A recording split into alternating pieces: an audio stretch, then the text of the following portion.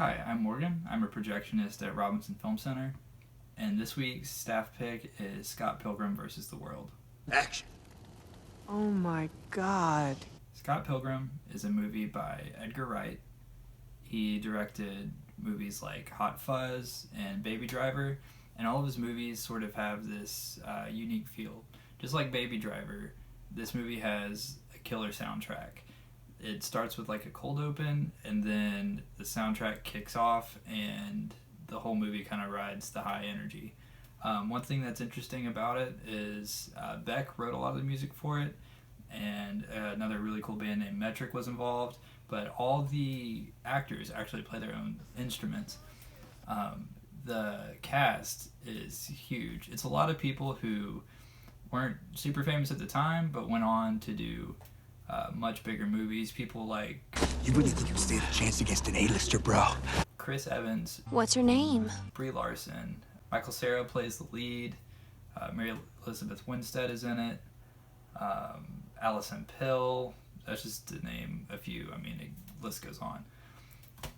It's based on a series of graphic novels by Brian Lee O'Malley, which this movie came out before the book series was finished, so if you like the movie and want to read the books, the ending's not spoiled for you.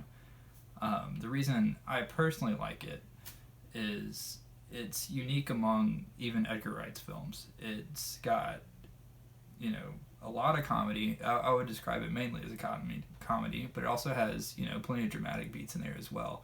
It's got this sort of quirky feel that I've never really seen another movie achieve, where it's able to pay homage to and also make fun of at the same time the sort of hipstery indie culture of the early 2000s and late 90s.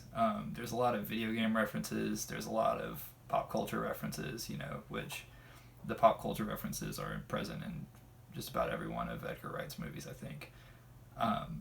It really hits a spot that I don't think any other film does. It's very very much its own thing. It's even hard to put a genre on it.